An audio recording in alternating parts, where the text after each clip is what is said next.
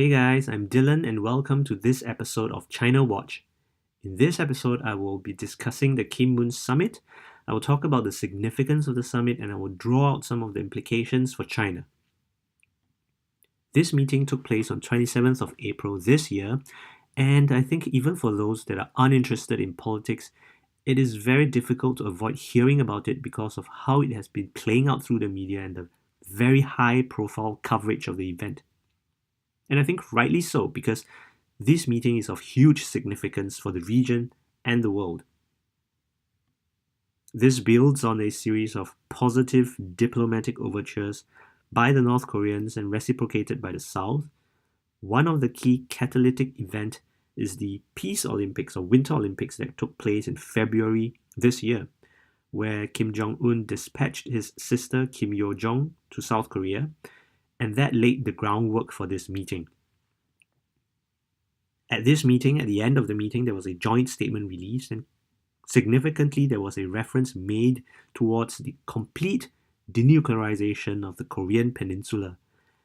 There is also a commitment made by both leaders in drafting a formal peace treaty replacing the current armistice agreement.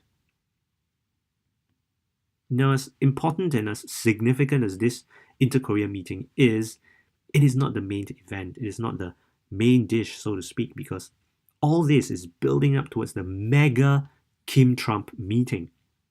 Furthermore, amidst the flurry of diplomatic activity between North Korea, South Korea, and the United States, one wonders, where is China in all this?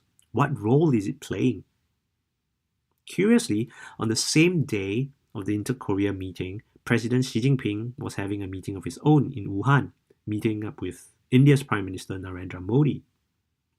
But more to the point, what are some of the implications of the meeting? There is certainly a fear or a worry from the Chinese perspective that they are not given a large enough say in the Korean question. And there are several reasons for this worry, one of which has to do with how a possible unified Korea might look like.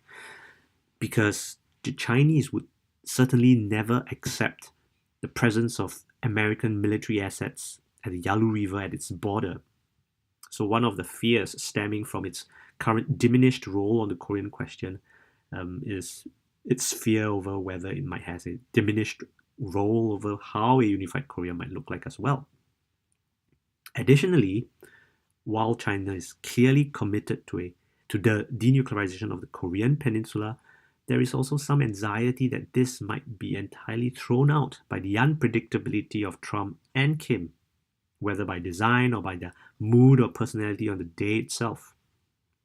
But most significantly, I think this worry speaks to anxieties about China's role in the world, because as it rises into the international system, its rise has elicited both admiration and fear that other countries are still grappling with, and China's self-perception similarly plays out in that state as well.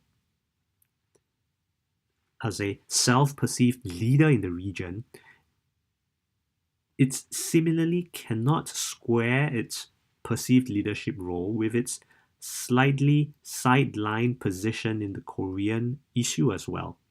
And that is where we see some of these anxieties bubbling up. It seemingly does not square with how China sees itself in the region and the world. And it certainly wants to have a greater say in the Korean question. And that is why China has repeatedly stressed that there should be a resumption of six-party talks after the meetings with Trump have been concluded. But to that end, I think I'm cautiously optimistic of, at least in the short term, of this series of meetings. On face value, I think Kim is sincere enough for peace in some form to endure in the short term, but in the longer term, of course, remains to be seen whether they may revert back to doing what it does before in the past, as his father and grandfather has demonstrated. But all in all, I'm cautiously optimistic in the short term of how this will play out. Thank you for watching, and if you are interested in receiving more videos or watching future productions, please remember to subscribe. See you later.